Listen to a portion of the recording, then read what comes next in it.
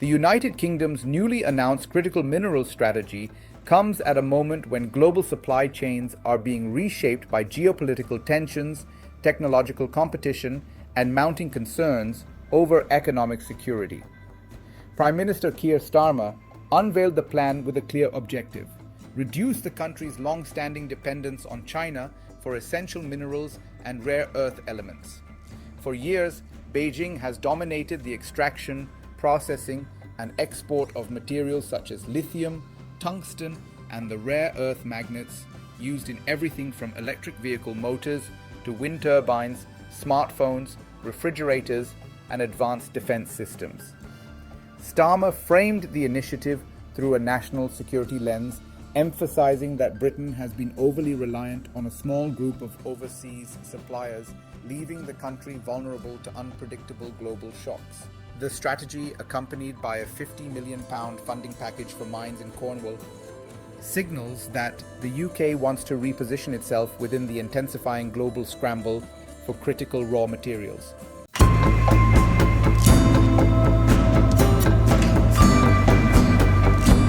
The timing of the announcement was not accidental. It followed a 6-week standoff between China and the European Union over the supply of chips used in the automotive sector, an episode that exposed the fragility of European manufacturing and the degree to which Beijing is prepared to use critical supply chains for political leverage. The dispute underscored a growing reality. Controlling the production and export of critical minerals offers countries powerful tools of influence. While Europe and the UK have ambitious plans to expand electric vehicle production, build domestic battery industries, and grow AI-driven data centers, their dependence on imported inputs remains a strategic vulnerability. China currently controls the vast majority of global rare earth processing capacity and dominates the refining of minerals essential to the energy transition. For policymakers in London, the standoff reinforced an urgent need to diversify supply sources and reduce the potential for supply disruptions that could cripple key industries. The UK's new strategy attempts to tackle this challenge through a mix of domestic production, international partnerships, and an emphasis on long-term supply security. The £50 million fund earmarked for Cornwall is a symbolic and strategic cornerstone of the plan. The county is home to some of Europe's richest lithium deposits and hosts a major tungsten mine already recognized by the European Union for potential financial support. Lithium is central to modern battery technology, but extracting it is only half the challenge. It must be converted into lithium hydroxide, a refined form needed for electric vehicle batteries. Europe, however, has only one such refinery located in Germany, and it required 5 years and £150 million to build. The UK's strategy acknowledges these limitations by setting ambitious goals for domestic refining capacity and expanding processing facilities. The government aims to produce at least 50,000 tons of lithium annually by 2035, a scale that would significantly reduce dependence on foreign suppliers and support the country's EV and clean tech ambitions. Yet the scale of investment needed to compete in this sector is daunting. Critical minerals projects require long development timelines, specialized technology, and substantial financial backing. Analysts have noted that the United States, through industrial policy measures such as the Inflation Reduction Act, has surged ahead in building strategic stockpiles and supporting domestic mining and processing. The EU, by comparison, has struggled to match the pace of American investment. European Commissioner for Industry Stéphane Séjourné recently admitted that the bloc remains far behind the US in securing consistent access to critical materials. He pointed out that Washington often purchases key supplies ahead of European buyers, taking advantage of its larger budgetary capacity and more aggressive procurement strategies. This widening gap has placed additional pressure on the UK, especially post-Brexit, to compete independently in a complex and increasingly contested global market. Recognizing the limits of domestic extraction alone, the UK has moved to strengthen international cooperation on mineral supply chains. Earlier this year, London signed a minerals cooperation agreement with Saudi Arabia, a country actively seeking to expand its role in global mining investment.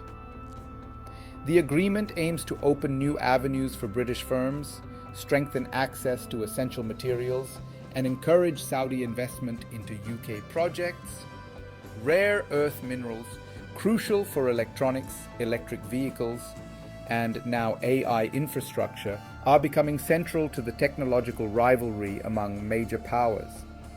Data centers, vital for the growth of AI applications, require large quantities of rare earths for cooling systems, power regulation, and server components. As countries like Saudi Arabia and Australia increase their involvement in the sector, the UK hopes partnerships will provide alternative supply routes that reduce dependence on Chinese processing. The core target of the UK's strategy is clear. By 2035, no more than 60% of any one critical mineral should originate from a single foreign partner country. At present, the UK produces only around 6% of its critical mineral needs domestically, a figure that highlights both the challenge ahead and the scale of opportunity identified by policymakers. The focus spans lithium, tungsten, nickel, and rare earth elements with a dual emphasis on extraction and recycling. Recycling is increasingly viewed as a strategic pillar that can complement new mines and reduce environmental impact. Modern batteries, electronics, and renewable energy infrastructure generate large volumes of recyclable material.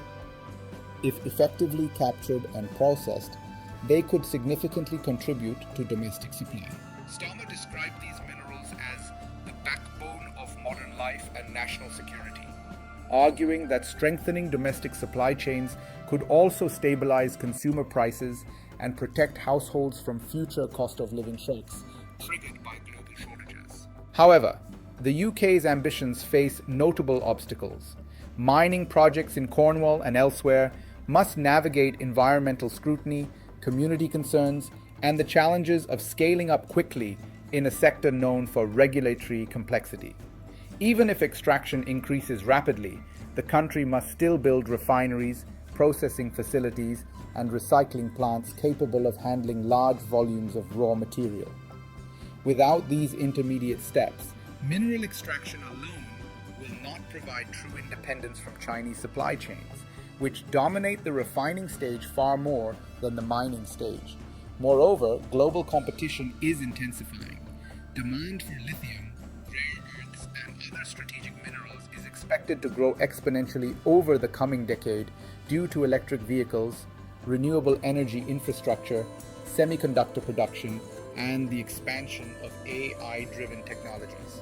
Countries with established industrial capacity and stronger financial backing, such as the United States, China, and Australia, are already moving aggressively to secure long-term supply. The geopolitical implications of the UK's new strategy are significant. China has repeatedly demonstrated its readiness to leverage its dominance in critical minerals as a diplomatic tool, imposing export restrictions, delaying shipments, or tightening regulatory controls during moments of political dispute.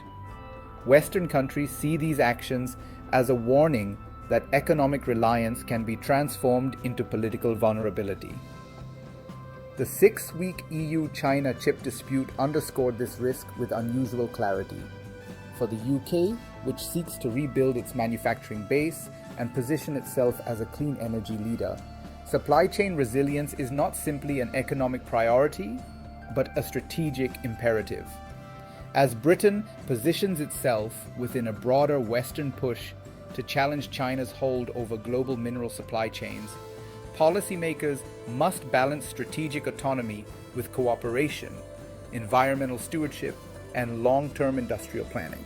The strategy reflects a recognition that the global transition to clean energy and advanced technology will not be possible without secure access to the minerals that make these transformations possible. As the UK's critical mineral strategy begins to take shape, it remains to be seen whether the combination of domestic investment, international partnerships, and regulatory reform will deliver the resilience London hopes to achieve.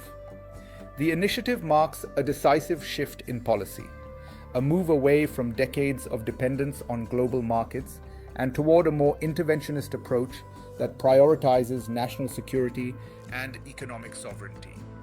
But success will require consistent funding, political stability, technological innovation, and sustained cooperation with allies. The next decade will determine whether the UK can build a competitive role in a sector that demands enormous capital, advanced infrastructure, and a clear long-term vision. What is certain for now is that the race for critical minerals has become one of the defining geopolitical competitions of the 21st century, and the UK's new strategy is an attempt to ensure it is not left behind.